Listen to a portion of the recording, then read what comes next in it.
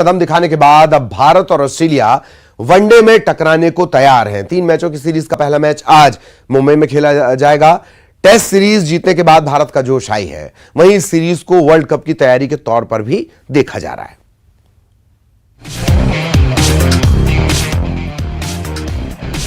Test की टक्कर के बाद अब वनडे में अपना दम दिखाने के लिए भारत और ऑस्ट्रेलिया आमने सामने होंगे। भारत और ऑस्ट्रेलिया के बीच वनडे सीरीज शुरू होने जा रही है। ये सीरीज दोनों टीमों के लिए इसीलिए भी अहम है क्योंकि ये साल वर्ल्ड कप का है और भारत में ही वर्ल्ड कप खेला जाना है। ऐसे में ये सीरीज वर्ल्ड कप की तैयारियां परखने का मौका है। पहला मुकाबला मुंबई के वानखेड़े स्टेडियम में खेला जाएगा। जब जब ये दोनों टीमें आमने सामने आई हैं, तब तब कांटे का मुकाबला हमें देखने को मिला है। क्या कहते हैं आंकड़े, आइए देख लेते हैं। दोनों टीमों के बीच अब तक 143 वनडे मुकाबले हुए। 80 मैच में ऑस्ट्रेलिया को जीत मिली, 53 मैच में भारत को जीत मिली। 10 मैचों में कोई रिजल्ट नहीं आया। I don't think we are trying anything new. We will play according to the situation what we have done, but obviously we'll be trying to be a little brave, which I think in last couple of series we are doing quite well. And as you said, knockouts. I think all these bilaterals only as challenging it they can get, as close to the wire they can get. That's the only way we're going to learn and kind of start playing under pressure as well as knockouts. So I don't think we need to even look at that right now. Past is past. We are looking forward for the future and hoping for the best things to come. भारतीय सरजमी की बात करें तो दोनों देशों के बीच मुकाबला बराबरी का रहा है। भारत में 64 बार दोनों टीमों का आमना सामना हुआ। 30 मैचों में भारत जीता है, जबकि 30 मैचों में ऑस्ट्रेलिया को जीत मिली है। I think it's the balance of our team, having as many all-rounders in here as we can is really important for the structure that we line up with.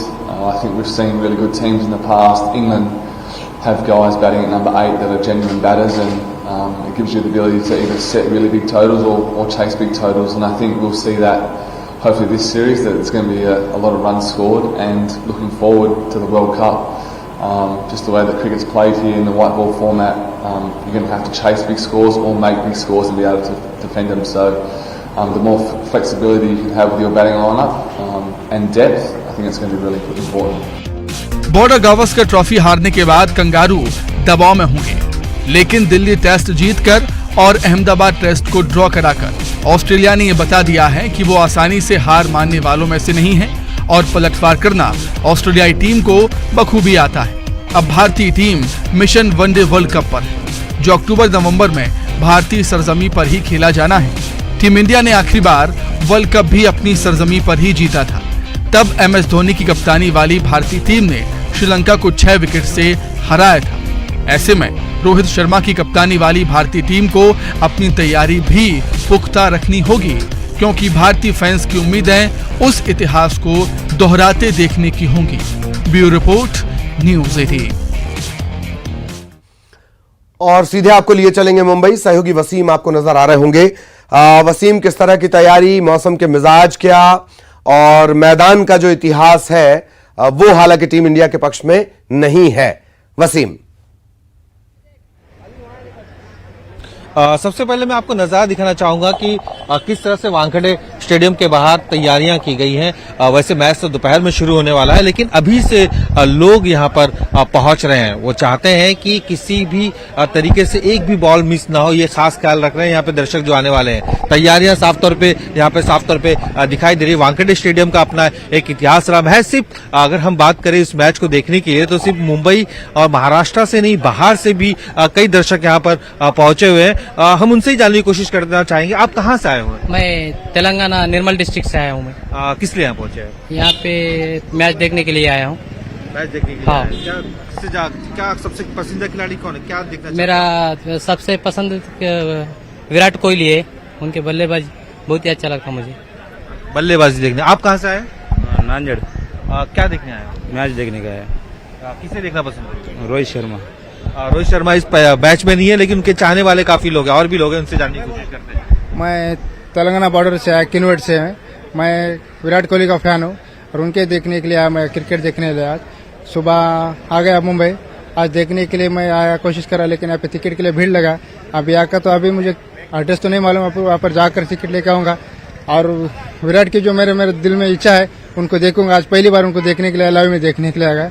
और मैं इतना ही कहता हूँ कि मेरे दोस्त है ये तेलंगाना से मैं शुभमन गिल की बैटिंग देखना चाहता हूँ, जो विराट कोहली की जगह ले सके आगे, उसकी कमी को महसूस करना इसलिए मैं मालेगांव से आया हूँ क्रिकेट देखने के लिए। 1 मार्च को मैंने पहले टिकट बुक किया था वानखेड़े में। यथा राजा तथा प्रजा, राजा बोले तो किंग, किंग बोले तो कोहली। ना कोहली जैसा कोई बैट्समैन था, है और रहेगा। बहुत बड़ा बल्लेबाजी है उन्हें।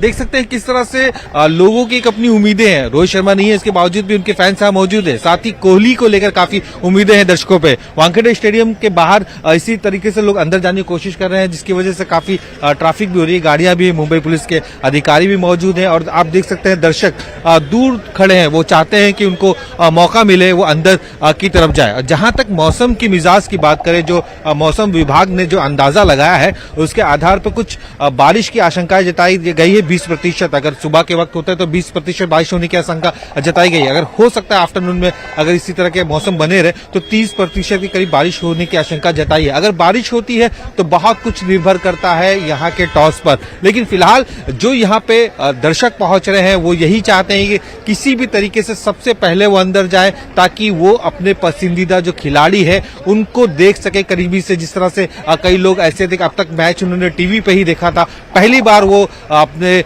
जो फेवरेट प्लेयर है उसे सामने से देखने की उम्मीद के साथ यहां पर पहुंचे हुए हैं। और जिस तरह से एक रोमांचक मुकाबला साफ तौर पे वानखेड़े स्टेडियम के अंदर देखने को मिल सकता है, एक अपना इतिहास है। खास करके जब वनडे मैचेस होते हैं तो आफ्टरनून के बाद जिस तरह से पिच अपना रंग बदलती है, तो एक बड़ा स्कोर साफ तौर पे यहां पर देखने को मिल सकता है। अगर बारिश होती है तो आउटफील्ड जो है बहुत ही स्लो हो सकती है। तो ऐसे वक्त में जो पहले गेंदबाजी करना चाहेंगे, क्योंकि किसी भी तरीके से कोई रिस्क नहीं लेना चाहेंगे, तो सबसे बड़ा फैक्टर ये साफ तौर पे दिखाई देगी। लेकिन फिलहाल जिस तरह से मौसम अभी फिलहाल नजर आ रहा है तो उम्मीद कम लगाई जा रही है कि बारिश होगी। और जहां तक उनके देखने के लिए जो दर्शक आए वो भी यही दुआ कर रहे हैं कि पूरी तरीके से जो मैच है वो देखें। और सबसे अहम मैच जिस तरह से देखा गया है, ये हार्दिक पांड्या जो पहली बार वनडे के कप्तान के तौर पर यहाँ पर उपस्थित होंगे। इससे पहले उन्होंने भले ही T20 में कप्तानी की, एक बड़ा एक्सपीरियंस है उनके पास, लेकिन उनके पास एक बड़े एक्सपीरियंस के जो खिलाड़ी है वो उनके साथ होंगे। गेंदबाजों पे भी खास करके नजर यहाँ पर होगी। जी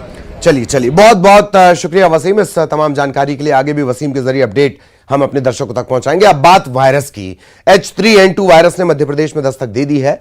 भोपाल के बैरागढ़ में एक युवक में इस संक्रमण की पुष्टि हुई है। बुखार, खांसी, जुकाम के बाद 4 दिन पहले युवक के सैंपल लिए गए थे।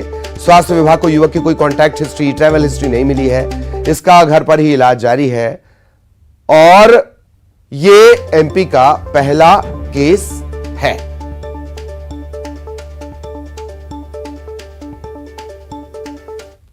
में H3N2 का एक पेशेंट आइडेंटिफाई हुआ है। एम्स में जांच के बाद ये जानकारी मिली है कि H3N2 का एक पेशेंट मिला है, पर वो पूरी तरह स्वस्थ है, घर पर है। हॉस्पिटलाइजेशन की कहीं कोई दिक्कत की जरूरत नहीं है। उनको केवल जुकाम, सर्दी की शिकायत है और उनके सभी पैरामीटर्स ठीक हैं और वो घर पर ही है। हॉस्पिटलाइजेशन की कहीं कोई जरूरत नहीं है और सभी चीजें उनकी सभी पैरामीटर्स। और अब बड़ी खबर सतना से। जिला अस्पताल में युवक की पिटाई का मामला सामने आया है। पुलिस की मौजूदगी में दबंगों ने अस्पताल चौकी में घुसकर इसे पीटा है। आधे घंटे तक अस्पताल में हंगामा चलता रहा, बवाल होता रहा, गुंडागर्दी होती रही। हालांकि जो पुलिस वाला है, पुलिसकर्मी है, उसकी मात्रा बहुत सीमित होती है। चौकी में ज्यादा पुलिस वाले नहीं होते हैं, अस्पताल बनी चौकी में। और यही वजह है कि वो बहुत कोशिश करता रहा, बावजूद इसके ये गुंडागर्दी चलती रही। दबंग घुसे और एक युवक की जमकर पिटाई की।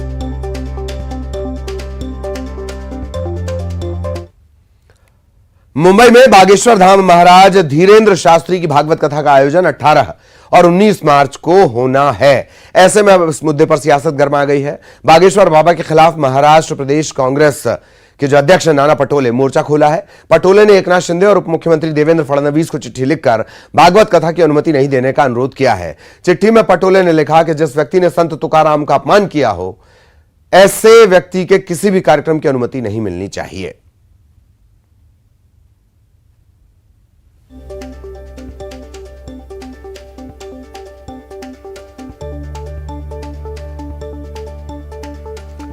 तो पूरा विवाद संत तुकाराम से जुड़ा हुआ। धीरेन्द्र शास्त्री, पंडित धीरेन्द्र शास्त्री, संत तुकाराम के लिए उन्होंने बयान दिया। हालांकि बाद में उन्होंने माफी इस बात को लेकर मांगी थी और अब उनका जो आयोजन है वो मुंबई में होना है 18 और 19 मार्च को। नाना पटोले हैं महाराष्ट्र कांग्रेस अध्यक्ष, वो कह रहे हैं कि ऐसे किसी भी व्यक्ति जो संत तुकाराम का अपमान जिन्होंने किया हो उन्हें कार्यक्रम की अनुमति नहीं मिलनी चाहिए। मुंबई में पंडित धीरेन्द्र शास्त्री से जुड़े आयोजन को लेकर पूरा विवाद। कथा का आयोजन होना है, भागवत कथा का आयोजन।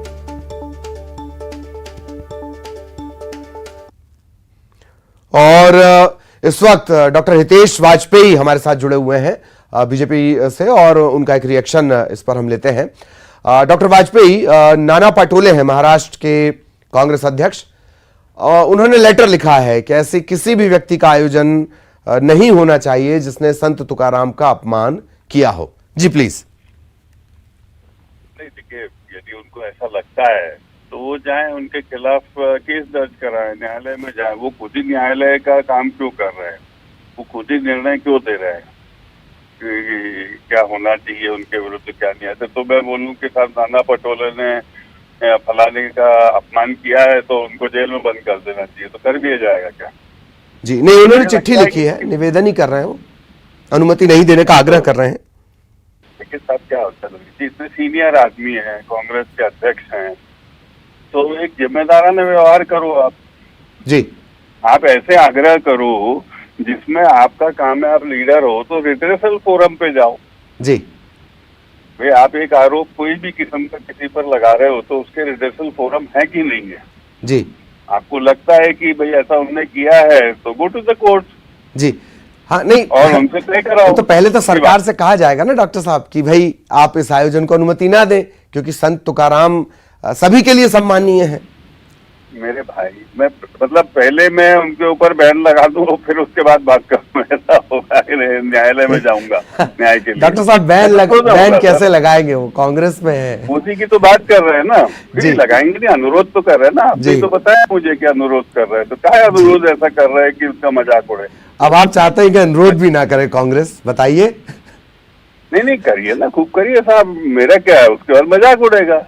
मुझे क्या करना उससे? बताओ, जो चाहे करे कांग्रेस में, जैसे राहुल गांधी, हमारा कोई बस है क्या? हम भाई जो इच्छा हो करें, लेकिन यदि विधि सम्मत काम करोगे, आप लीडर तो आप देश के, तो मुझे लगता है कि थोड़ी सहिष्णुता रखनी चाहिए, थोड़ा टॉलरेंस रखना चाहिए।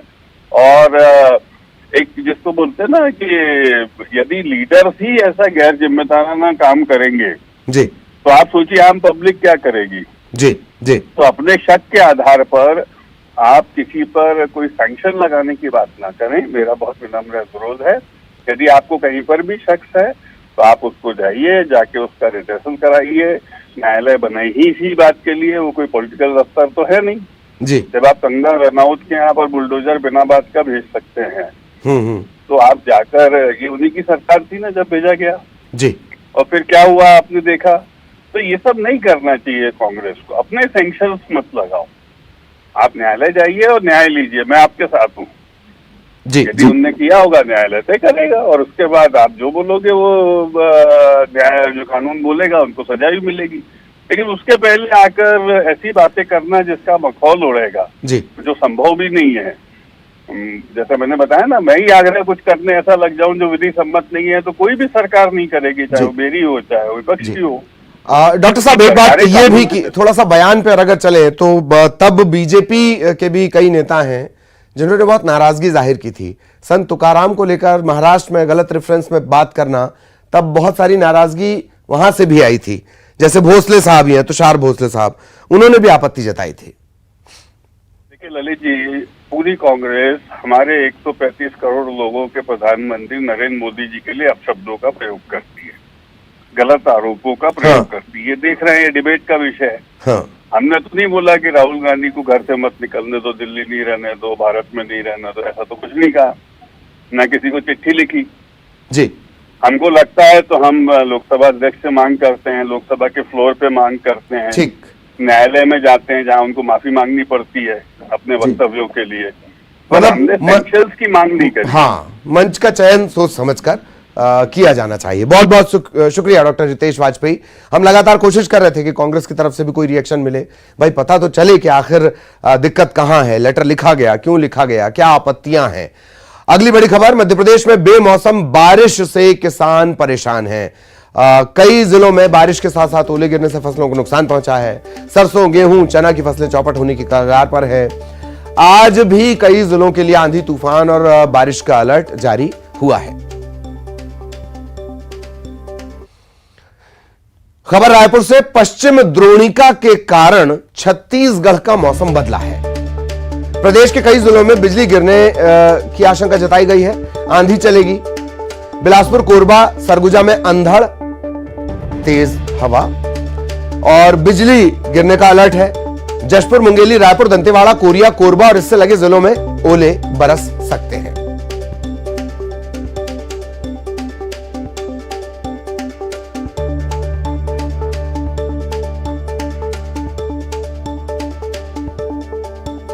बिलासपुर, कोरबा, सरगुजा, इनके लिए भी अलर्ट जारी किया गया है। मौसम का मिजाज तेजी से बदला हुआ है। पश्चिमी विक्षोभ के चलते छत्तीसगढ़ में मौसम में तब्दीली।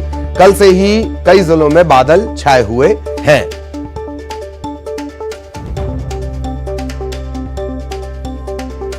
तो मध्य प्रदेश, छत्तीसगढ़ दोनों जगह किस तरह की स्थितियां हैं, हमारे सहयोगी आपको नजर आ रहे होंगे। ममता हमारे साथ जुड़े हुई हैं, जितेंद्र हमारे साथ जुड़े हुए हैं। सबसे पहले जितेंद्र के पास आपको लिए चलते हैं। जितेंद्र, सबसे पहले ये बताएं कि कल भी बारिश हुई, आज भी बारिश को लेकर अलर्ट है, किसान वैसे ही परेशान था, कई जगहों से नुकसान की खबर भी आ रही है। जितेंद्र,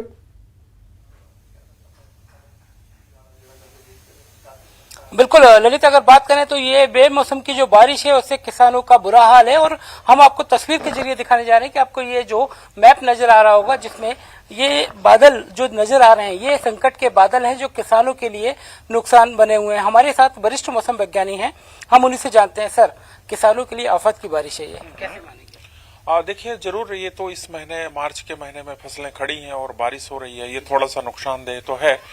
लेकिन क्या करें, स्थितियां ऐसी ही बनी हुई हैं। अभी भी ये स्थिति टली नहीं है। अभी भी अफगानिस्तान के ऊपर में साइक्लोनिक सर्कुलेशन, पश्चिमी विक्षोभ साइक्लोनिक सर्कुलेशन के रूप में है। और ट्रफ लाइन, जैसा कि आप देख रहे हैं, बांग्लादेश से लेके आंध्र प्रदेश तक ये जो ट्रफ लाइन है, और ये यहाँ पे पश्चिमी विक्षोभ है। पश्चिमी विक्षोभ के असर से नॉर्थ ईस्ट राजस्थान और साउथ वेस्ट राजस्थान के ऊपर में प्रेरित चक्रवात बने हुए हैं। तो कुल मिलाकर देखें तो प्रदेश में अभी भी बारिश की एक्टिविटी होने की संभावना बनी हुई है। पिछले 24 घंटों में देखेंगे तो ग्वालियर, रतलाम, खजुराहो, सतना, सागर और 2-3 जगह और हैं, जैसे बैतूल, जबलपुर, यहाँ पर भी छुटपुट बारिश हुई है। ओलावृष्टि भी हो रही है। हाँ, कहीं कहीं जब बारिश हो रही है जहाँ पे भी, तो वहाँ पे साथ में ओलावृष्टि भी है। तो ओलावृष्टि की रिपोर्ट्स भी आ रही हैं। तो कुल मिलाकर देखेंगे कि पिछले 24 घंटों में प्रदेश में खासकर दूसरे हाफ में बारिश की एक्टिविटी और गरज चमक के साथ ओले गिरने की सूचना प्राप्त हुई है। ये स्थिति अभी आज 17 तारीख है, लगातार 19। कौन सा अलर्ट है? Yellow alert. देखिए, अलर्ट तो ओले को लेकर के थोड़ा सा रहता है। बारिश बहुत ज्यादा नहीं है, चूंकि उससे बहुत ज्यादा, लेकिन ओलों से जो है थोड़ा सा नुकसान किसानों के लिए ज्यादा है। बाकी आम आदमी तो थोड़ा सा बिल्कुल बिल्कुल, आगे हम ये बातचीत जरूर दिखाएंगे और आप बातचीत कर सकते हैं। दरअसल हमें ममता के पास भी जाना होगा। ममता, किस तरीके का अपडेट और क्या क्या बाकी जिलों से खबर इस वक्त तक आ रही है? बारिश की आशंका है, बिजली गिरने की है, अंधड़ भी चलेगा कई जगह। ममता, देखिए, पिछले 24 घंटों में दक्षिण बस्तर में कई जगह जो है वो ओले भी गिरे हैं और अंदर चले, और इसके साथ ही काफ़ी बारिश भी हुई है और उसके चलते फसलों को नुकसान भी हुआ है। ज़ाहिर तौर पर किसानों के लिए ये मुश्किल भरा समय है। और इसके साथ ही अगर हम बात करें तो पश्चिम द्रोणिका जो है वो बनी हुई है, उसका असर अभी भी जारी है और इसी के चलते अगले 24 घंटों में प्रदेश के कई हिस्सों में आंधी बारिश को लेकर अलर्ट जारी किया गया है। और खासतौर पर अगर हम बात करें तो दक्षिण बस्तर का जो इलाका है वो खासतौर पर इसके चपेटे में रह सकता है। राजधानी रायपुर में भी आप देख सकते हैं कि किस तरह से जो है वो बदली छाई हुई है। और इसके साथ ही अगर बात करें तो बिलासपुर, कोरबा, सरगुजा और इससे लगे हुए जिलों में बिल्कुल बिल्कुल बिल्कुल बहुत बहुत शुक्रिया आप दोनों का इस तमाम जानकारी के लिए। बुलेटिन में इतना ही। नमस्कार।